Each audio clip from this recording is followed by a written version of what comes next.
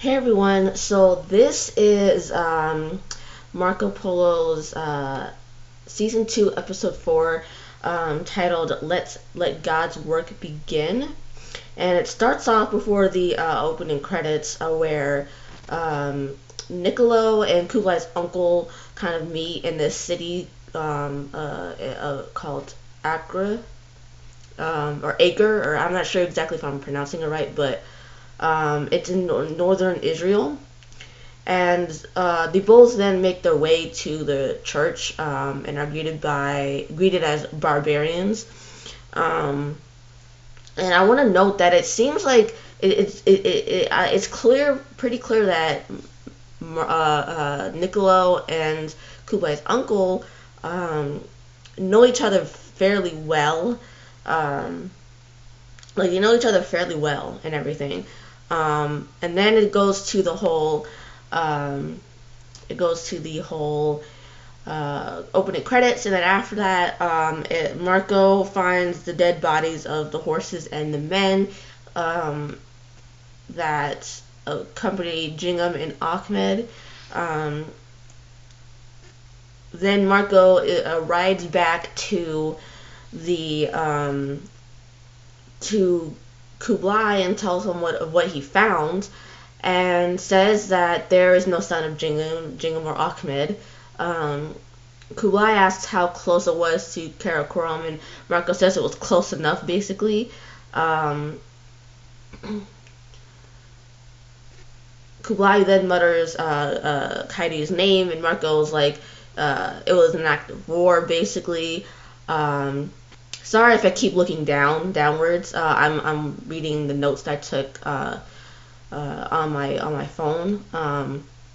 So that's what I'm doing, because I figure taking notes it will help me not forget important things of the episode. So please forgive me if I keep looking down, especially in these videos. So anyway. Um, Kublai then tells his soldiers that they will ride to Karakoram. Um, Chavi then is in fake Kokachin's room. I don't know. Yeah. You'll just hear me keep calling her fake Kokachin from now on. Um, and Kokachin asks if Chabi believes that Jingham and Ahmed are still alive, and she responds that as she opens the windows in the room, that if Kaidu had wanted to kill them, he would have made a spectacle about it. Um,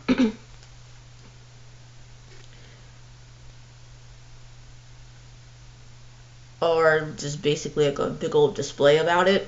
And Kokachin wonders if Jingham and Ahmed are going missing as a result of what they had done the previous night, meaning Kokachin having sex with the stable boy, or stable man, if you want to call him. And Chabi is basically rebuffing this whole idea, because she wants to. I guess Chabi just wants to cling to the idea that she did the right thing, which I don't know. I don't know how I feel about it personally. Um, I I think that I don't know exactly if it was right or wrong. I'm still trying to figure that out. So possibly I'll get back to it later in future episodes, but I don't know. Then you see Ahmed is by himself, and he wakes up startled and everything, and sees that Jingham is not there, and his leg is clearly still wounded. Um, Ahmed was woken up apparently by some noise, um, where he can't see who made the noise, and so he gets this rock and tries to kind of hide himself, just in case the the person or animal makes their appearance, so you can hit them with it. And it turns out it's only Jingham coming back with a dead fox and other things. Kaidu is then confronts his son, is seen confronting his son about what he did to Jingham and Ahmed, because he got word that they were missing, and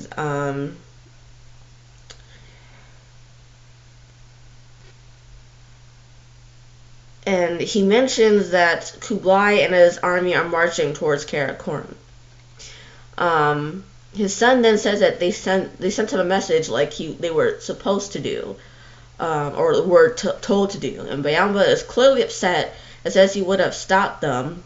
And then Kaidu's son says that he killed the horses since they are capable of walking to a way station. And Kaidu refuses by saying, well, clearly they couldn't get to a way station on foot because they're still missing, or they still haven't gotten back to Kambalak. And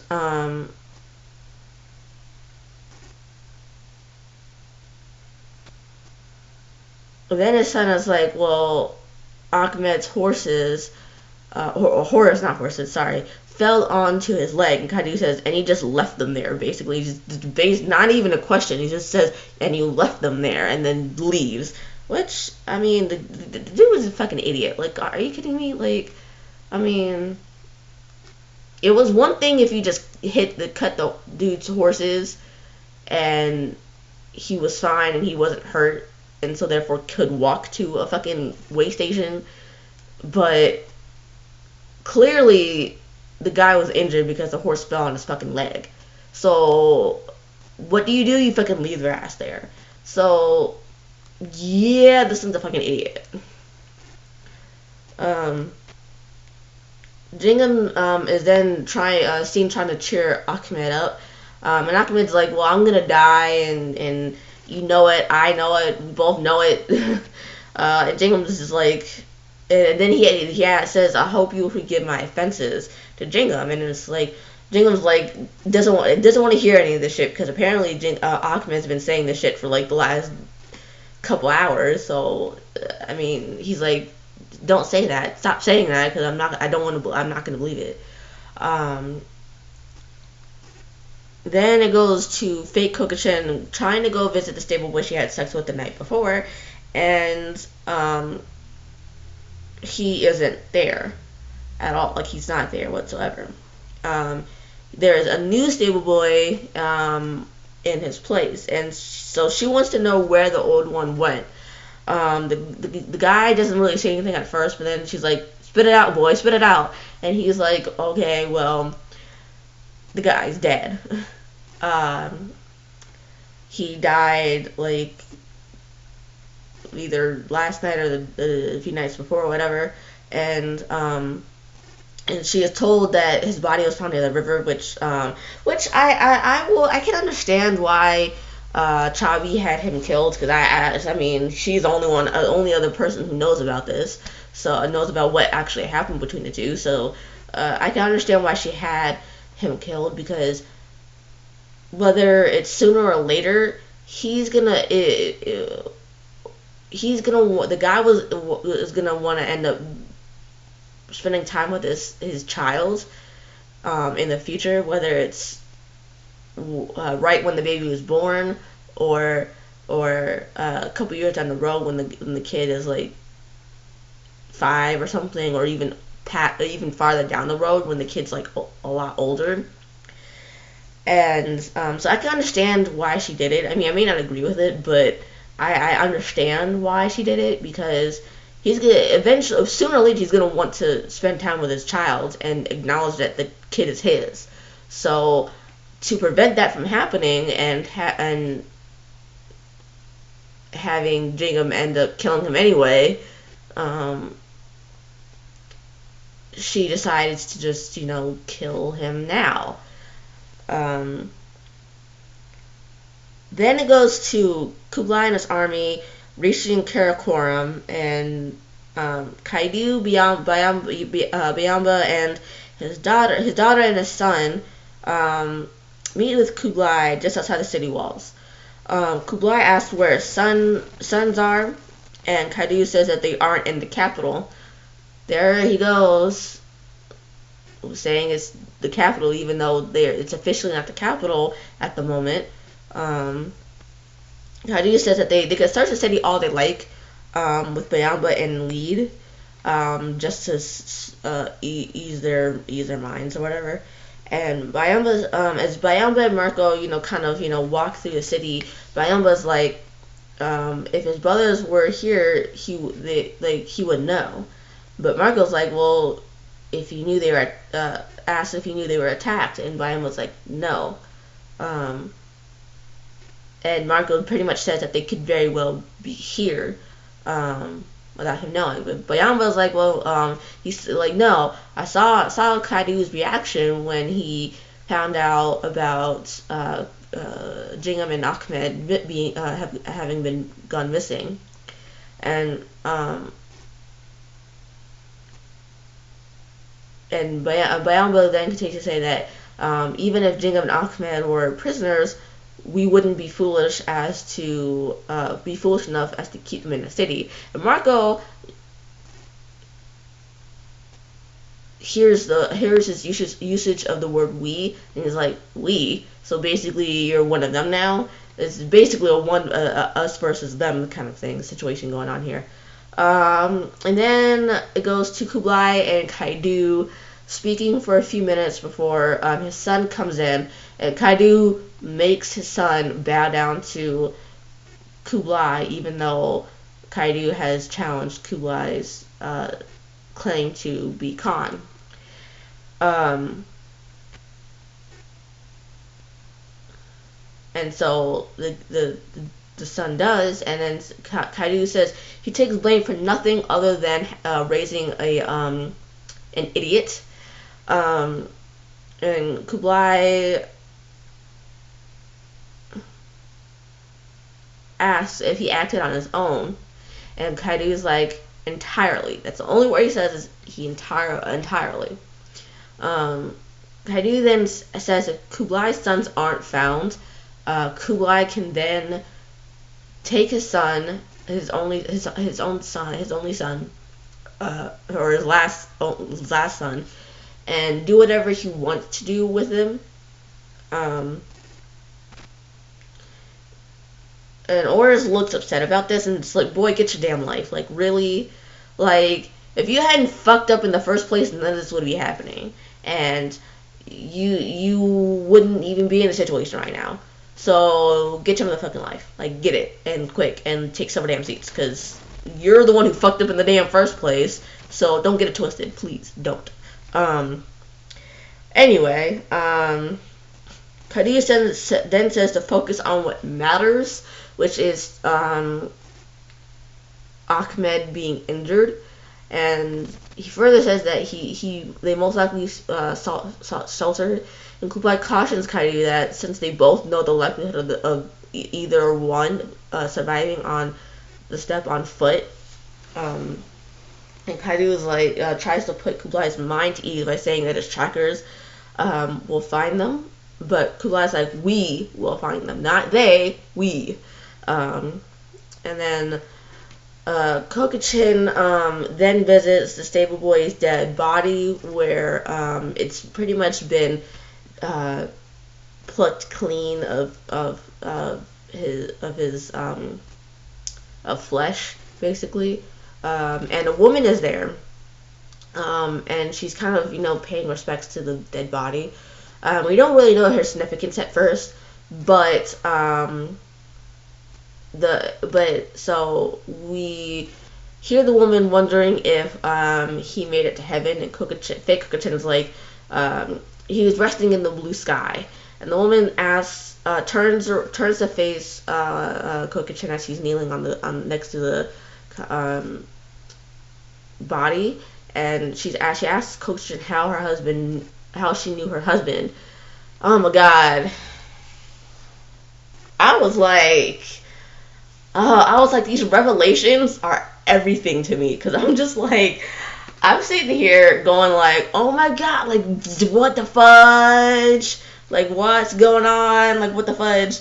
And it's like, it's like you weren't expecting that to come out. It's like, well, what the hell? Like, what in the world is going on here? Like, so basically these revelations are everything to me. Like, they're everything, and I'm just like, oh my god, yes.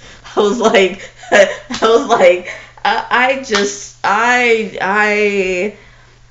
wasn't expecting it, but I still loved it nonetheless, and I loved Koga-chin's reaction to this, because she spins around and is basically just in shock to hear that this dude had a wife, and she's clearly upset about it too, because she didn't want him to die and leave his wife a widow. So, Koga-chin introduces herself as with her true name, Nogui, and this woman says Nogui looks familiar, and she kind of like, you know, tries to play it off as just seeing each other throughout the city as peasants or whatever. Then it goes to Marco telling Kublai as he's coming out of the tent that as Kublai's coming out of the tent that Jingham and Ahmed aren't there, and Khadi is like, you'll take the word of a round eye over blood, and Kublai says, well, sad, isn't it? It's sad, isn't it? Because but Kublai is like, well, Marco's words have been proven true up to this point, whereas Kaidu's really hasn't. And before Kublai can finish that sentence, Kaidu's mother interrupts, and basically they just insult each other. They go, Kublai and Kaidu's mother go back and forth insulting each other, and Kublai calls the woman a witch.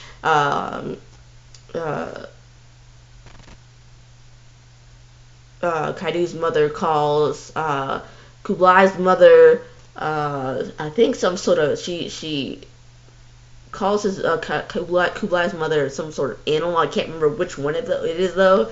But yeah, so they pretty much go back and forth, insulting each other before they just decide to, you know, ride out and try to find Ahmed and Jingham. Then back in Israel, in northern Israel, Kublai's uncle speaks with what seems to be a bishop. I can't say for sure that the guy is a bishop, but he I know he's a very high-ranking figure within the church, and he's the guy that plays. I'm pretty sure he's the guy that plays the priest. No, he's not the guy who plays the priest. I'm thinking he's the guy who plays the priest in The Exorcist, but I don't think so. I think that's a totally different guy. But I know that guy's familiar looking. I just can't remember his name. But I know the actor. I've seen the guy who plays. I've seen the actor who plays the bishop looking dude in other movies. I just can't remember what his name is. But yeah, I recognize him. That I will say I recognize him. Anyway, the bishop looking dude speaks with Kublai's uncle and asks if the uncle told Kublai nothing of their agenda. Now the uncle's like, well, and like pretty much nothing of acquiring the Holy Lands. And then the bishop's like, well, Kublai must be eradicated. And the uncle is surprised and asks the same person who has shown great favor to us. And Nicholas then steps in and says, this is the same person who appears to be their greatest threat. The uncle is like, well, Kublai has pledged time and time again to leave Christians in peace. But Niccolo is headstrong and is like, and says, just as long as they are faithful to him and obey his laws. The uncle then says that the people are free to practice whatever religion they choose. But the bishop asks if the people of South China feel their souls are free. Nicola says they understand that Kublai is his kin, and therefore has loyalty to Kublai.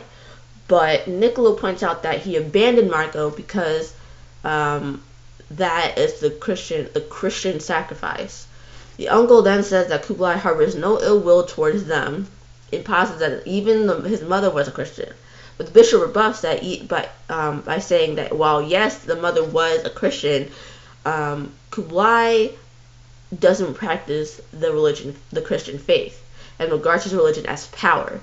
The bishop then points out that since he has conquered China, there is nothing stopping Kublai from moving west and on to them in northern Israel. And that's the end of that scene. And then, or at least that plot line for a little bit. And then it goes to Ahmed recounting his father before coming to Kabbalak, and he says that he doesn't really remember his father much, like remember like his facial features or anything much, just like one or two things that his father had done. And then Jingham asks what happened to him, and Ahmed's like, well, my father is the most powerful man on earth, meaning Kublai. Jingham then asks Ahmed to tell him of his mother, and Ahmed talks about his mother with more detail and more things to talk about in regards to her. And he recounts that she hit him when the Khan came and that he watched her die. And he remembers the feeling of when he wrapped her arms around him and the feeling he had from it, which was of pure love. Then it goes back to Kaidu, Kublai, Bayamba, and Marco going to where Jingham and Ahmed were last seen and decide to head east of there. Kudulan goes up to Bayamba as they ride and says it was the lesser of two evils, but Bayamba's like, if she even, and he asks if he angrily asks if she even considered saying no, and she admits she didn't. Bayamba then points out that they both wanted things to go back to normal, and she says everything is and they will. But he tells her that even that if her father wins, then she'll become heir to the throne. So how will that be normal? And everything. And then Chavi is seen meditating when a monk tells her pretty much that he notices that she's like, scared and suffering, and she's wondering like how a young person like himself or what he knows of suffering. And they continue talking about that for a few more minutes about karma and how to change it and everything. And then you kind of see Mei Lin kind of in a room high above, looking down on her daughter playing an instrument for like 2 or 3 minutes. And then it goes to Ling, who goes to Chabi and asks if she is still a princess, to which Chabi said yes.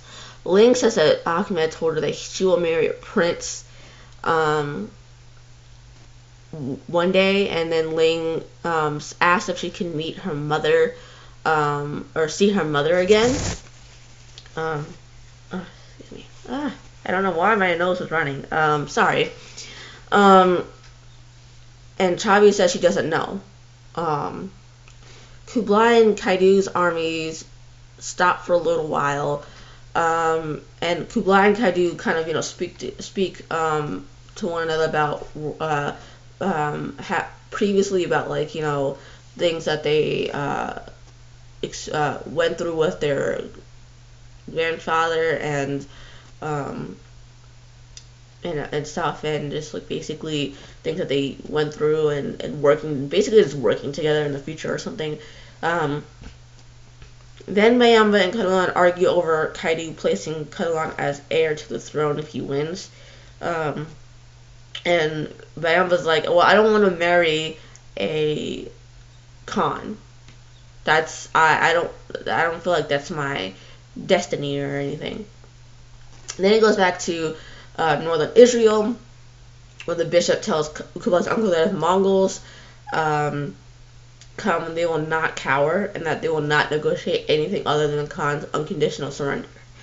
So basically the whole scene. So I'm not really gonna go into too much into depth about it.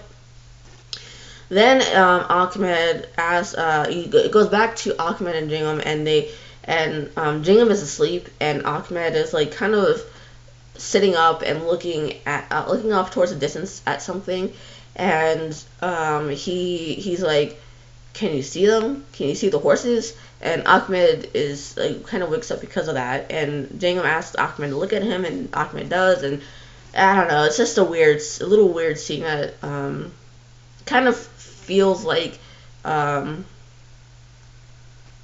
is going to die. And then it goes back to Fake Hokushin and the stable boy's wife walking and speaking to one another. And the woman shows Fake Hokushin the child that she and the stable boy had before the stable boy had died. Of course, it plays on Fake Hokushin's heartstrings. Anyway,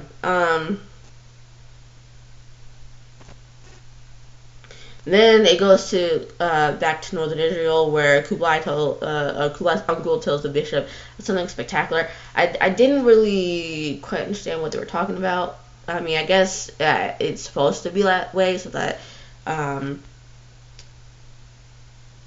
in future episodes you'll see what is going on, like, or what it'll be revealed what's going on. And then it goes back to Cuddlin noticing something and says that they were here. And she also says that the fewer men that should go to continue on finding them. So she and Bayamba go up by themselves down this like steep terrain to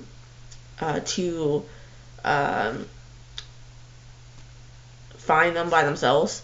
And then Meilena is visited by the Empress, and Chavi tells her that her daughter is fine, and Chavi then sees the kind of wrap thing, this animal skin wrap that Kublai generally wears, or typically wears every day, and she sees it sitting on the chair in Maylin's room, and she's stunned to see that, and then leaves. Kaidu is then seen telling Kublai that Genghis didn't intend for them to sit in palaces polishing the treasures of other cultures. They argue about that for a little bit, and then eventually one insults the other, and then they both start insulting each other. And Cuddlin then comes back in the middle of this, saying that they found Jingham and Ahmed alive, or not really alive, but they just found them. Kublai and his what in the world did I just write? Oh, okay. Yeah, that's what I meant. Okay, so Kublai and the people that went with Kublai kind of face Kaidu and the people that went with him, and they kind of just stare at each other for a little bit before Kublai says that he'll meet Kaidu at the challenge. When everyone goes their separate ways, Bayamba kind of looks at Cuddlin for a little bit, for a few seconds before he turns around and follows after Kublai. At least that's what I think he did. He followed Kublai instead of going with Kaidu. And then the woman who was married to the stable boy asks if Fake Hokushin has a family while Fake Hokushin is holding the woman's baby. And Kokushin says that she has parents elsewhere. And the woman's mother then comes back saying that Jingham has been found and that he is quite well. Then Kokushin is seen with Chabi watching as everyone rides back towards them, and Kokushin then goes up to greet Jingham and whispers to him that she's pregnant. And then it goes to the last scene of the whole episode where Kublai's uncle gets baptized and says, let God's work begin, aka the title of the whole episode. So I'm excited to see what Niccolo, Kublai's uncle, and this bishop and his bishop's plans are in the future. I'm excited to see that. Can't wait to see what happens with that, if anything happens. I'm hoping something happens. But I'm excited to see what that is. I'm not gonna make any predictions on that because I mean it still seems pretty ambiguous to me of what they're trying to do. So I'm not gonna really go into that. But basically my predictions really haven't changed. I think maybe I'm hoping that Mei Lin, kind of runs away with the daughter in the future. Now that Ahmed is not gonna die, I think I'm hoping that he's found out that he's the one who tried to kill Kublai, and that his plans for still trying to kill Kublai are revealed. And then I think maybe Kaidi's daughter is still gonna end up pregnant. And she's going to try to pass it off as Bayamba's instead of Marco's, even though Marco's most likely going to be the father. So yeah, basically those are my, and also 100 Eyes I think is helping Ahmed and Mei Lin in their plan secretly, and everything. So with that all said, those are my predictions so far. They haven't really changed. And with all that said, please hit like if you like this video and hit subscribe if you want to see more of my videos recapping the shows that I love and any shows that you would like me to do reviews on. And please don't hesitate to suggest any shows that I might be interested in watching that you like, or any shows that you want to see me recap and everything. So please don't hesitate to suggest any in the comments on any of these videos. With that all said, I will see you guys in the next Marco Polo episode, and can't wait to recap that next episode. Bye!